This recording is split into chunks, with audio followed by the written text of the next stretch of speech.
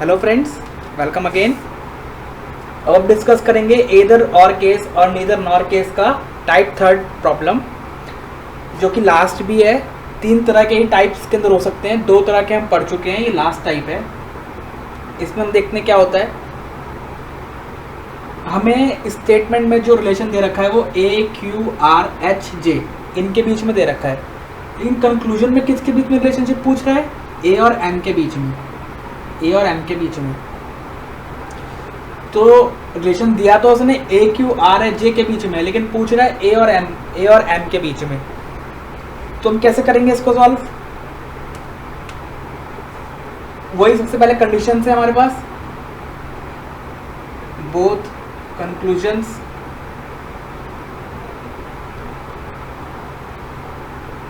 Must be wrong. ठीक है,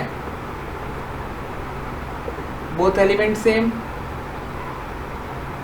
ये दो तो हमारे पास इधर और केस में हर जगह थी। इसमें थर्ड क्या है? तीन साइन,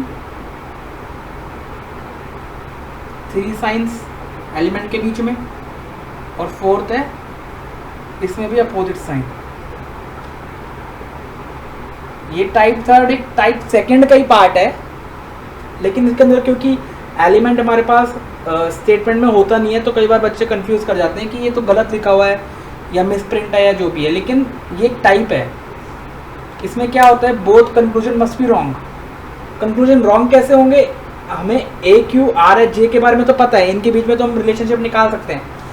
ए और एम के बारे में कुछ पता ही नहीं है हमें। ए एम से बड़ा भी हो सकता है, छोटा भी हो सकता है, इक्वल टू भी हो सकता है, हमें पता ही नहीं कि एम है क्या। तो क्या होगा जब हमें पता ही नहीं है? तो greater than equal to M पता नहीं, कांट से तो रॉन्ग। जब तक हम 100% श्योर नहीं होते कंक्लूजन के अंदर, तब तक हम उसे राइट नहीं कर सकते। अब हमारे पास एम है ही नहीं, एम के बारे में कुछ पता ही नहीं है। जब हमें एम के बारे में कुछ पता ही नहीं है तो हम रिलेशनशिप निकाल नहीं सकते, और जब रिलेशनशिप नहीं निकाल सकते तो हम बता भी नहीं सकते कि ए ग्रेटर होगा या लेस होगा या इक्वल टू होगा एम के। जब हम नहीं बता सकते तो क्या हो जाएगा? रॉन्ग, क्योंकि 100% श्योर नहीं है। ऐसे यहाँ भी रॉन्ग हो जाएगा, हमें नहीं पता कि लेस देन है, इक्वल टू है, ग्रेटर है। दोनों रॉन्ग हो गए, ये सही हो गई। एलिमेंट सेम है, ए एम, तीन साइन है, ग्रेटर का, इक्वल टू का, लेस देन का। तीन साइन है, ये भी सही हो गई। अपोजिट साइन है, greater than equal to, less than equal to, सही हो गई। इसका मतलब इधर और बन गया।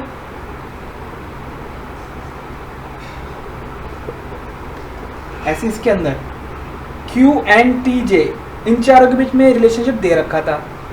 पूछता है Q और R तो है ही नहीं, तो हमें नहीं पता Q less than equal to R होगा, whether Q greater than R होगा। तो हम डेफिनेट नहीं है तो कंक्लूजन में हम राइट नहीं कर सकते, रॉन्ग ही होगा। जब तक हम 100% श्योर नहीं होंगे कंक्लूजन में, तब तक उसे हम राइट नहीं करेंगे। ये हमेशा याद रखना है हमें, यही सिलोजिज्म में भी याद रखना है और यही इनइक्वालिटीज में भी याद रखना है। तो less than equal to R पता नहीं, ग्रेटर देन आर पता नहीं, पहली सही हो गई। एलिमेंट सेम है, क्यू आर सेम है, तीन साइन है, हाँ, less than equal to, greater than, तीन साइन भी हो गए, ये भी सही हो गई। अपोजिट साइन है, less than equal to, greater equal to, सही है, ये भी सही हो गई। मतलब ये भी क्या हो गया? ईदर और। अगर इन चारों में से एक भी कंडीशन फेल कर जाती है और दोनों गलत हो जाते हैं तो नीदर नॉर केस होगा। सारी कंडीशन हमारे पास सेटिस्फाई करनी चाहिए, तभी वो ईदर और का केस होगा। तो इसके अंदर कंक्लूजन दोनों रॉन्ग थे, एलिमेंट सेम थे, तीन साइन थे, अपोजिट साइन थे, इसका मतलब ईदर और, ये भी ईदर और, ये भी ईदर और। तो हमारे पास ईदर और के यही टाइप तीन थे, तीनों टाइप डिस्कस हो चुके हैं। Thank you friends.